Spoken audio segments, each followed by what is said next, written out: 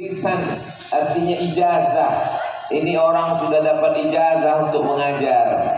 Yang pertama kali mengeluarkan LC itu Al-Azhar.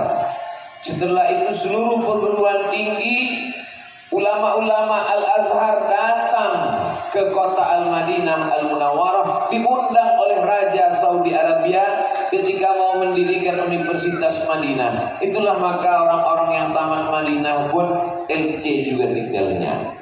Titel LC itu artinya licensi, lisans artinya ijazah boleh mengajar. Tapi semalam saya dapat bisikan baru, Ustaz Somad tahu LC. Saya bilang LC itu titel saya. LC itu artinya lulus COVID gitu.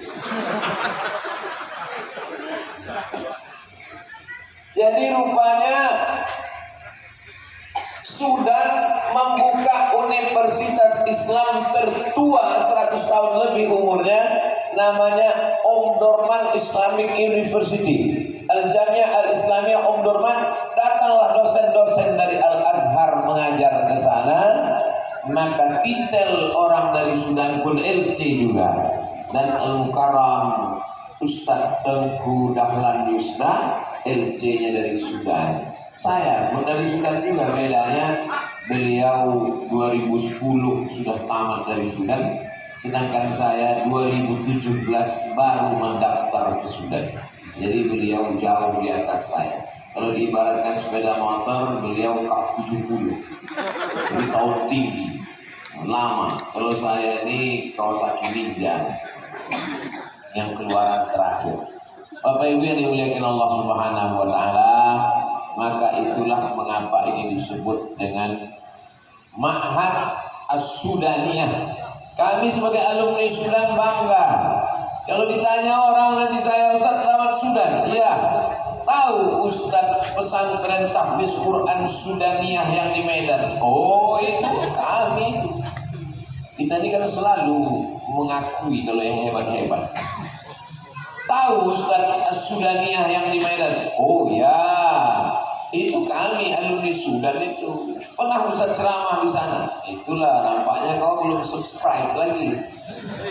Kalau kau tonton ceramahku di YouTube waktu di pesantren As-Sudaniyah itu, pasti kau tahu aku pernah ceramah ke sana. Padahal baru sekali. Maka mudah-mudahan kehadiran saya di Ma'had As-Sudaniyah li Tahfizil Quran ini mendatangkan barokah buat saya, insyaallah. Jamaah dapat juga, cuman saya lebih banyak dapat. Apa yang dimuliakan Allah Subhanahu wa taala. Saya kalau pergi ke ma'had jumpa sama orang-orang penghafal Quran, saya tuh tidak ada niat mau mengajar, niat saya mengambil barokah. Wa idza quri'al Quran, kalau Quran dibacakan, fastami'u lahu, dengar baik-baik, wa ansitu, diam, la'allakum turhamun, turun rahmat. Dibacakan Quran di kamar, turun rahmat di kamar. Dibacakan Quran di kubur, turun rahmat di kubur. Dibacakan Quran di toko, turun rahmat di toko. Di sini bukan satu orang baca Quran, sanawiyah, aliyah, baca Quran, hafal Quran, maka bertebaran rahmat di Ma'had As-Sudaniyah ini. Datang Abdul Somad kemari untuk mendapatkan rahmat itu, pulang nanti ke rumah, semua yang ikut ini mendapatkan rahmat dari Allah Subhanahu wa taala. Kita masuk surga bukan karena tarawih, tahajud, witir, i'tikaf, puasa, sedekah kita. La yudkhilal jannata ahadakum amalahu. Tidak ada satu pun di antara kamu, la yudkhilal jannata ahadakum amaluhu. Tidak ada satu pun di antara kalian yang masuk surga karena amalmu. Wala anta ya Rasulullah, wala ana. Aku pun tak masuk surga karena amalku. Lalu masuk surga karena apa? Masuk surga karena rahmat Allah. Rahmat Allah itu turun dengan kemuliaan Al-Quran. Makanya doanya Allahumma arhamna bil, rahmati kami dengan Al-Quran. Gua, lubang batu di atas gunung, banyak gua di Sumatera Utara. Tapi ini bukan gua sembarang gua.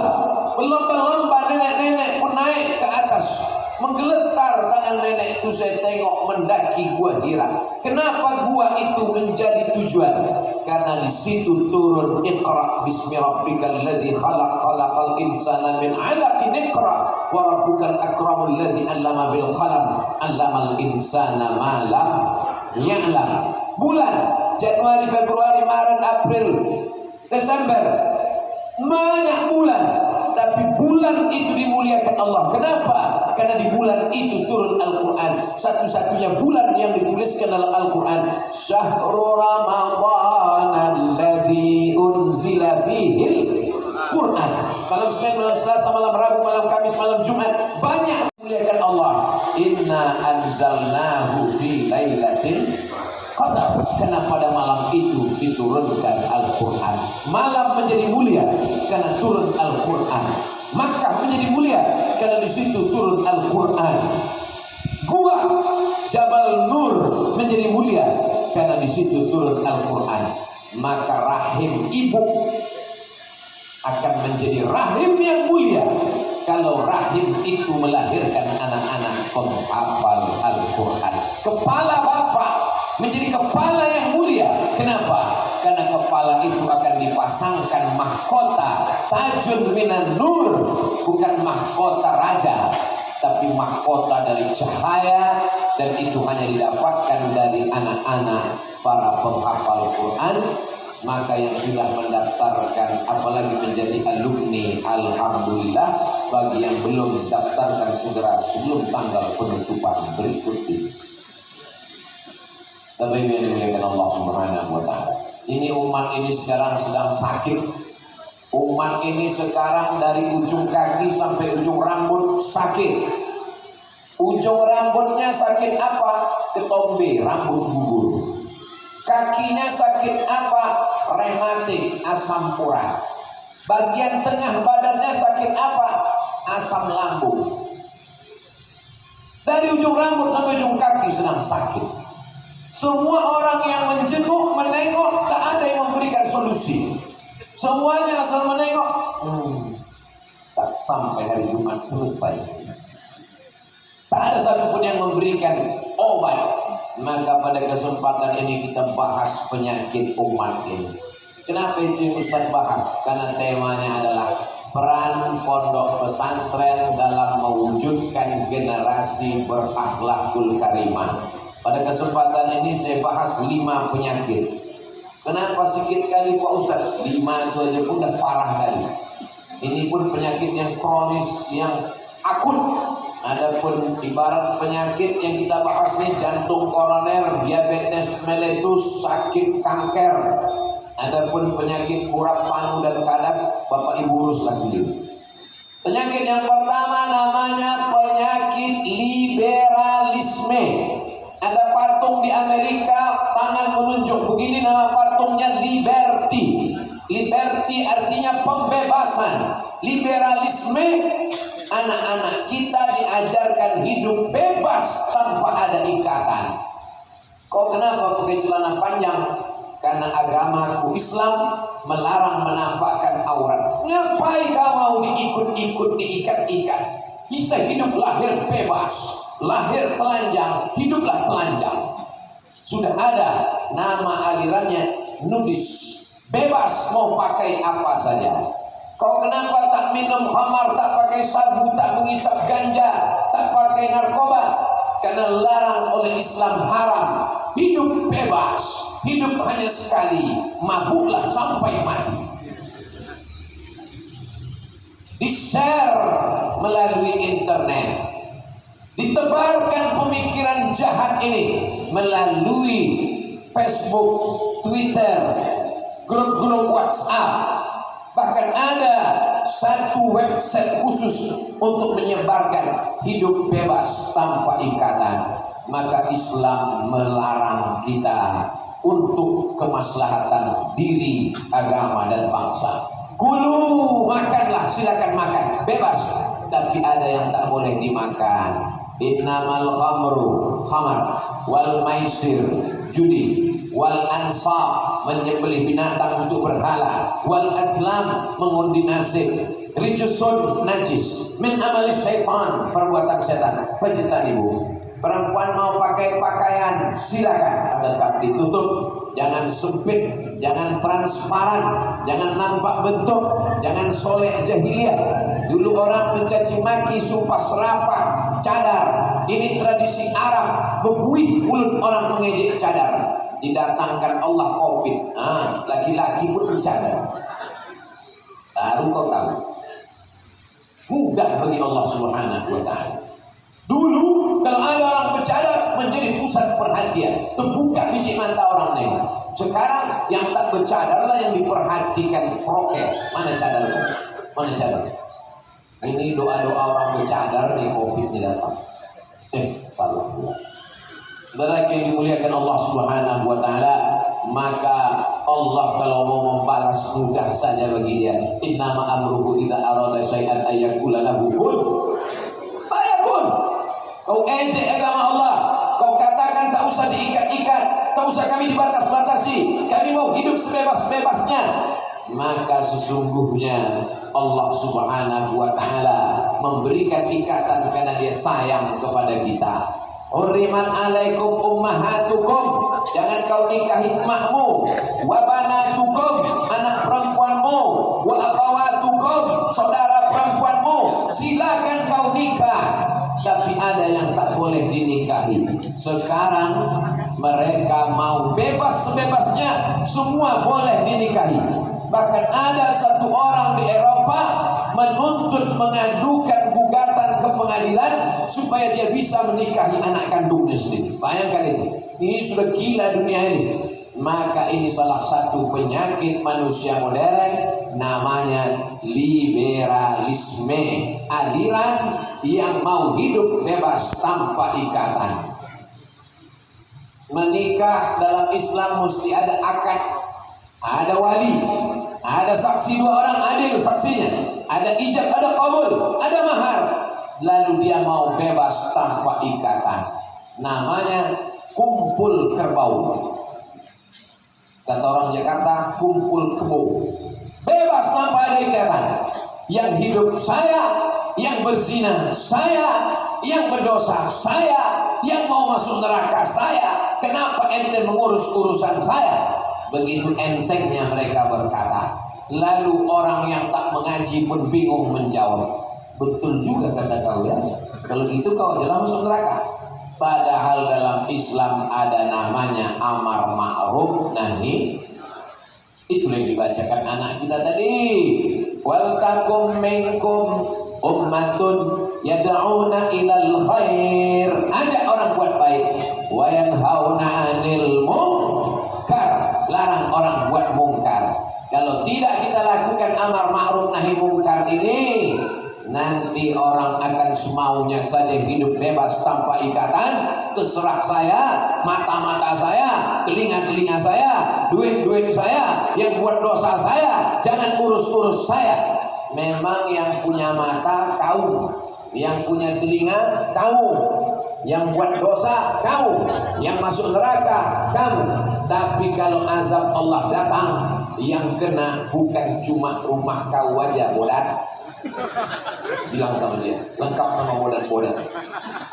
Saudara yang dimuliakan Allah Subhanahu wa Ta'ala. Saudaraku yang dimuliakan Allah Subhanahu wa Ta'ala, ini kalau orang yang benar tidak bersuara, maka orang batil bersuara. Yang benar merasa batil, yang batil merasa betul. Saking banyaknya orang batil bersuara, orang betul diam. Yang betul merasa batil, yang batil merasa betul. Betul, batil, batil, betul, betul, batil, batil, betul. Siapa yang betul, siapa yang batil? Maka mesti disuarakan ini. Bapak ibu tak usah bersuara. Yang takut kena bully, yang takut kena caci maki, tak usah bersaudara. Kirim di grup-grup WhatsApp. Jangan komen dulu guys, jantungmu lemah. Ini terlalu berat untukmu. Biar Ustadz Somad saja yang menanggung. Kalian cukup like and share. Saudara yang dimuliakan Allah Subhanahu wa Ta'ala, ini penyakit pertama, namanya liberalisme. Isme itu artinya pemikiran. komunisme, liberalisme, pemikiran. Liberal bebas, liberalisme pemikiran bebas tanpa ada ikatan, tak ada ikatan agama. Penyakit yang kedua namanya sekularisme. Sekular artinya hidup ini tidak diatur oleh agama. Agama urusan privat antara hamba dengan Tuhan. Masalah bernegara jangan bawa-bawa agama. Masalah urusan RT RW bertetangga jangan bawa-bawa agama. Di dalam kamar, di dalam kepala, di dalam hati berdua dengan Tuhan. Pejam mata ingat Tuhan. Dah cukup. Tuhan hanya ruang privasi. Padahal dalam Islam tidak demikian. Dalam Islam diajarkan, idza waqa'az zubabu fi ina'i ahadikum, kalau masuk lalat ke tempat air minum kamu, itu maka air minum itu ditutup. Hebatnya air minum di pesantren Sudaniyah ditutup, tak ada yang bisa masuk. Musolanya terbuka, kelelawar pun masuk. Kalau sebesar itu pintunya, jangankan kelelawar, helikopter pun masuk. Ada minuman kopi, teh, susu, ginseng. Datang lalat, disangkanya airport Polonia, mendarat dia, masuk dia ke dalam. Apa yang dilakukan? Kata Nabi, idza waqa'az zubabu fi ina'i ahadikum, kalau masuk lalat ke tempat air minum kamu, falyuhmishu, celupkan, karena di salah satu sayapnya ada bakteri kuman penyakit, dan di salah satu sayapnya ada obat penawar. Idza tasa'aba ahadukum, kalau kamu menguap, falyarudda mastata'a, kalau kamu menguap tahan, jangan buka mulutmu lebar-lebar macam kuda Nil mau mengunyah Monas. Apa yang maksud Ustaz maksud lalat dengan menguap ini? Kalau menguap saja diatur oleh Islam, kalau lalat masuk ke tempat air minum saja diatur oleh Islam, apalagi bernegara dan bermasyarakat. Islam mengatur segala aspek kehidupan. Sedangkan orang sekuler mengatakan jual beli di pasar, Islam tidak mengatur. Konsep antara pemimpin dengan rakyat, Islam tidak mengatur. Padahal ya ayyuhalladzina amanu, hai orang-orang beriman, udkhulu fis-silmi, masuklah kamu ke dalam Islam kafah, secara total, dari mulai masuk WC, masuk masjid, sampai masuk ke parlemen, menentukan keputusan, semuanya berdasarkan Islam. Ya ayyuhalladzina amanu, hai orang beriman, atiullah, taatlah kepada Allah, wa atiur rasul, taatlah kepada Rasul, wa ulil amri. Ulil amri itu siapa? Pemimpin. Kalau cerita tentang pemimpin, berarti ada yang dipimpin. Kalau ada pemimpin, ada yang dipimpin. Konsep tentang apa? Tentang negara. Maka ulama mengkaji fikih. Ada namanya fikih ibadah, salat, zakat, puasa, haji, wakaf. Ada namanya fikih nikah, tolak, rujuk, li'an, khulu, zihar. Ada namanya fikih muamalah, jual beli, gadai menggadai, pinjam meminjam. Ada namanya fikih daulah yang disebut dengan siasah syar'iyah. Mazhab kita mazhab Syafi'i. Imam besar dalam mazhab Syafi'i, Imam Al-Mawardi, meninggal tahun 450 Hijrah. Kitabnya sudah lebih berumur 1000 tahun. Nama kitabnya Al-Ahkam As-Sultaniyah, hukum-hukum kesultanan ketatanegaraan. Silakan kaji kitab Arba'in, 40 hadis. Silakan kaji kitab Bulughul Maram min Adillatil Ahkam. Silakan kaji kitab Tafsir Jalalain, Tafsir Ibnu Katsir, Tafsir Al-Kabir. Tapi kaji juga kitab Al-Ahkam As-Sultaniyah, hukum hakam kesultanan, hukum hakam kenegaraan menurut perspektif agama Islam. Ini sekarang orang menganggap Islam tak perlu campur aduk mengatur masalah perpolitikan, ekonomi, sosial, budaya. Masalah saya keluar rumah, masalah saya masuk ke diskotek, masalah saya berzina, tak perlu diatur oleh Islam. Islam hanya mengatur masalah hati, masalah zikir, masalah ikhlas, masalah ridha, masalah qanaah. Ustaz jangan cerita politik di masjid, Ustaz jangan bahas masalah ekonomi, cukup hati aja yang bersih. Kenapa anak ibu tak berjilbab? Bebas lahir ke dunia. Jangan atur-atur rambut anak saya. Yang penting hatinya berjilbab. Tak perlu pakai jilbab di kepala. Yang penting hati berjilbab. Nanti kalau begini pemahamannya, saya takut datang orang gila ke Medan tak bercelana. Pas ditanya, kenapa kau tak pakai celana? Yang penting bersempak tuh hatinya, guys. Barulah kau tahu. Namanya sekularisme, mengatakan agama tidak perlu intervensi masalah apapun. Saya lebih mengerti tentang hidup saya lebih paham tentang ekonomi, saya lebih kuat, lebih hebat daripada Muhammad sallallahu alaihi wasallam.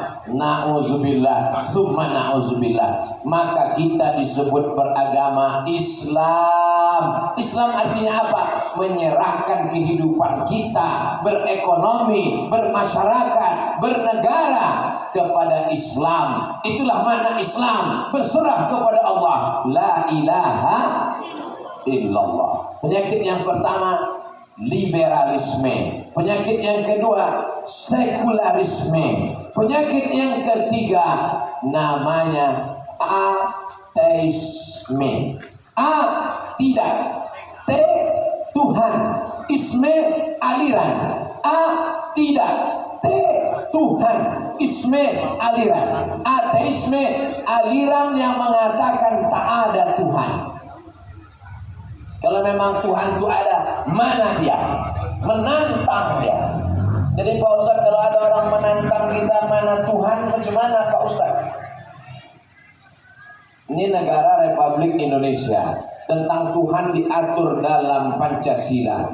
Pasal Pancasila 1, ketuhanan yang Maha Esa. Maka siapa saja yang tak bertuhan, dia tidak layak hidup di negara Kesatuan Republik Indonesia. Pancasila dijelaskan penjabarannya Undang-Undang Dasar 1945 pasal 29 ayat 1 dan ayat 2 menjamin kebebasan beragama dan orang mesti berketuhanan yang Maha Esa. Dulu bunyinya ketuhanan dengan kewajiban menjalankan syariat Islam bagi pemeluknya. Saudara-saudara kita yang berada di timur khawatir, takut kalau umat Islam menjalankan syariat Islam nanti kami sebetulnya kurang dialog. Karena waktu itu kita masih menghadapi Belanda, menghadapi Jepang. Tidak ada internet, tidak ada chatting, tidak ada browsing, tidak bisa aplikasi Zoom. Andai ada, paham saudara-saudara kita di timur. Akhirnya untuk menghilangkan masalah dengan berjiwa besar, umat Islam berkata, biarlah hilang beberapa kata itu, yang penting kita tetap Bhinneka Tunggal Ika.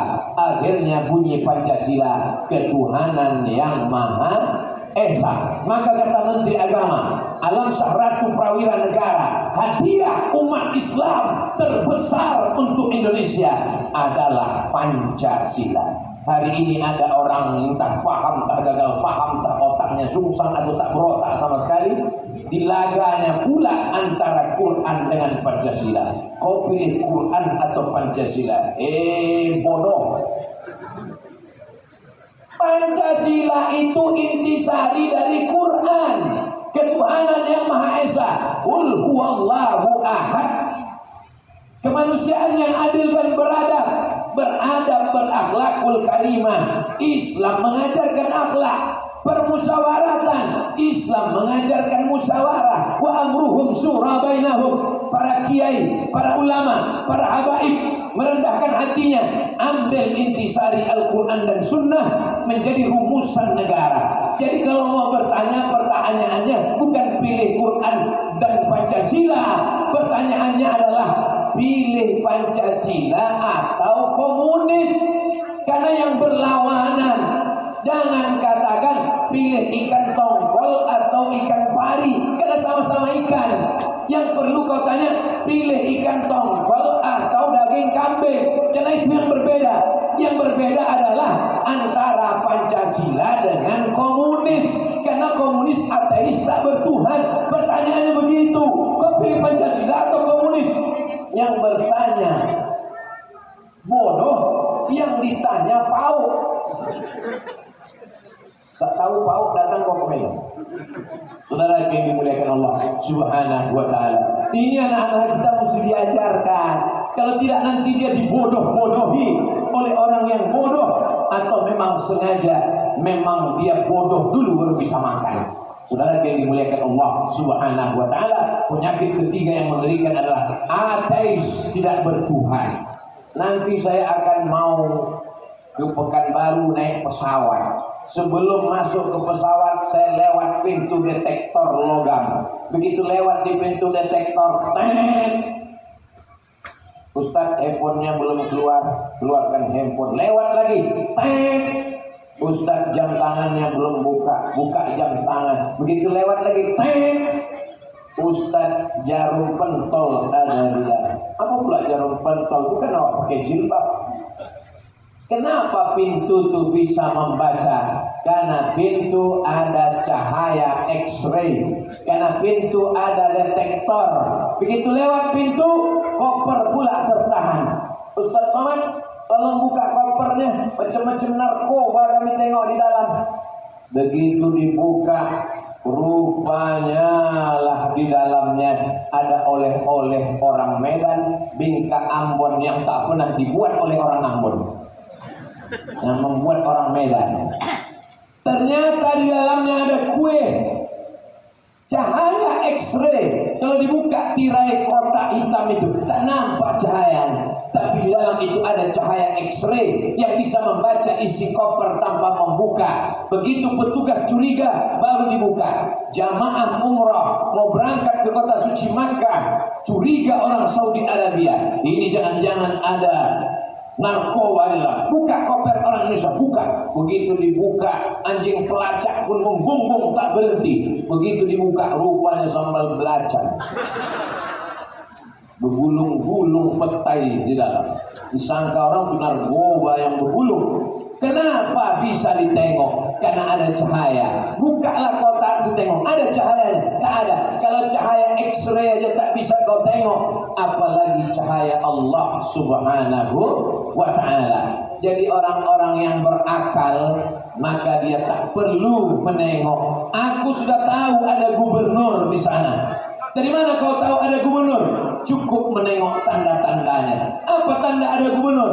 Ada baleho, terus ada umbul-umbul, terus ada mobil dinas, terus ada Satpol PP. Itu berarti ada gubernur. Allah tak menampakkan dirinya, tapi dia tunjukkan tanda-tanda kebesarannya.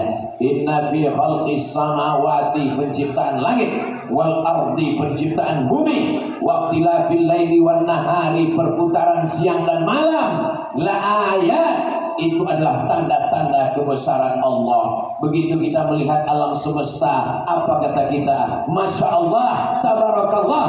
Ternyata Allah ada menciptakan alam semesta, cukup dengan memikirkan tanda-tanda kebesarannya. Tafakkaru fi khalqillah, pikirkanlah ciptakan Allah, jangan kau pikirkan tentang Allah. Fa innakum la tuqaddiruna qadrah, karena otakmu takkan sanggup untuk memikirkannya. Pikirkan saja tentang ciptaan Allah Subhanahu wa ta'ala. Ini penyakit namanya ateisme. Penyakit yang keempat adalah pluralisme.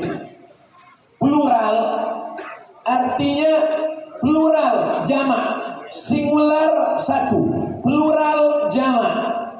Pluralisme aliran yang mengatakan bahwa semua benar, tidak ada yang salah.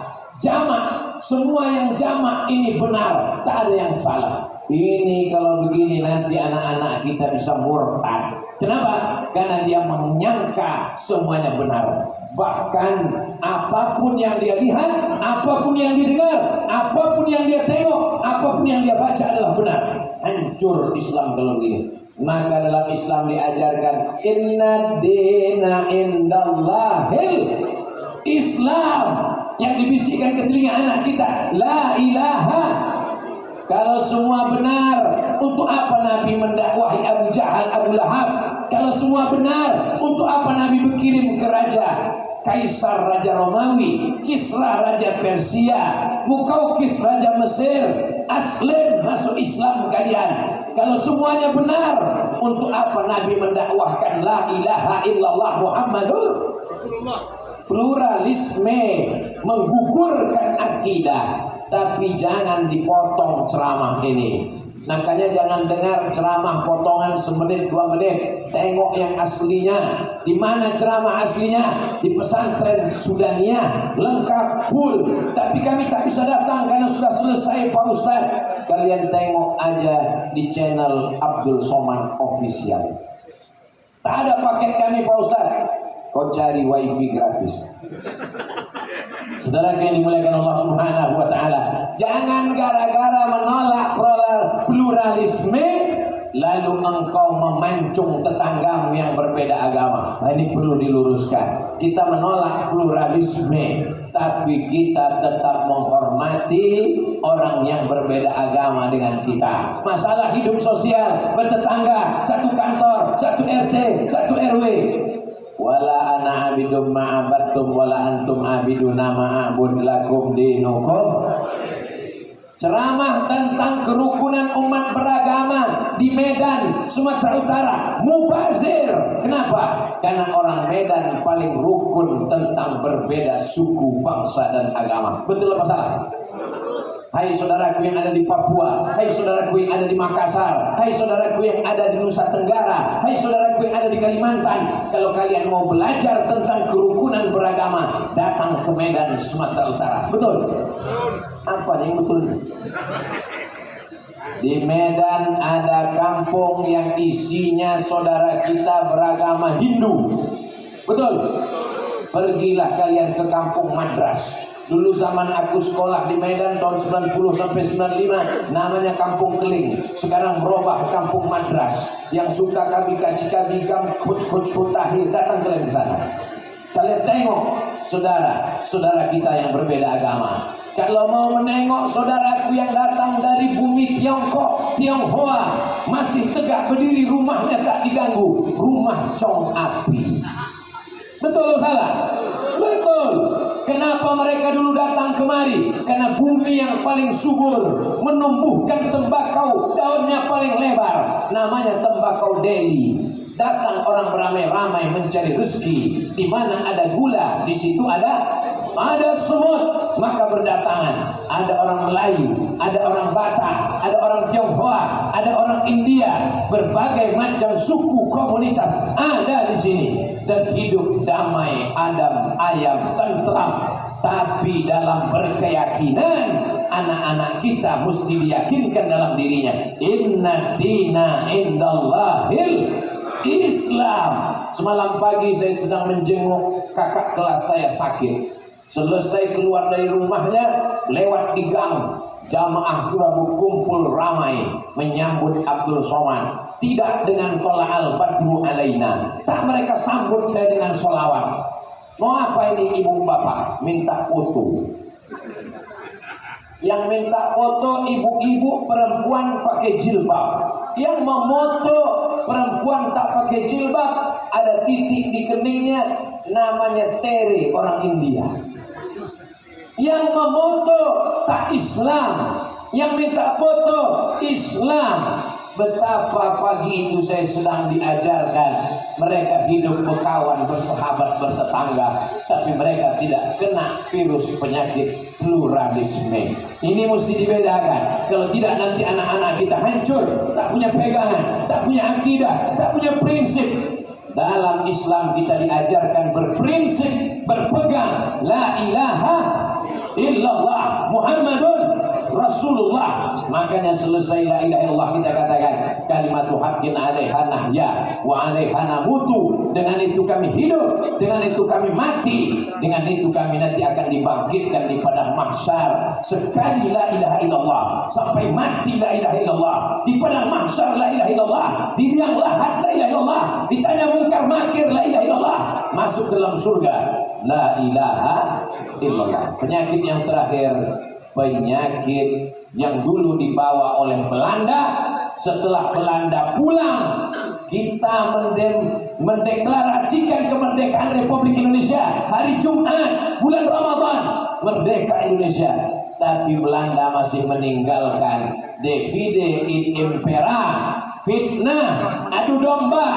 Sekarang disebarkan fitnah-fitnah ini dengan buzzer-buzzer yang luar biasa. Dipotong ceramah ustaz, dibentur, dilaga, dihancurkan. Tapi kita tidak akan pernah berhenti menyuarakan kebenaran. Adu domba, penyakit yang mengerikan. Dulu kita diserang Belanda dan Jepang bukan karena Belandanya kuat, bukan karena Jepangnya hebat, tapi karena kita diadu domba. Raja-raja Melayu diadu domba antara Pulau Jawa dan Pulau Sumatera, Pulau Kalimantan, Sulawesi dan Papua diadu domba. Maka jangan sampai lagi kita diadu domba. Kalau memang betul-betul mau mengadu domba, belilah ikan cupang. Kau beli ikan laga, kau lagalah ikan. Jangan kau laga bangsa Indonesia. Betul. 5 penyakit ini obatnya apa? Obatnya tak lain tak bukan, masukkan anak-anak ke pondok pesantren, mereka hafal Quran, belajar akidah Ahlus Sunnah wal Jamaah, sifat 20, wujud qiyam baqa mukhalafatu lil awdisi yang mubinan siwa dan yakutur radhalimun ayat sama pasar kalam.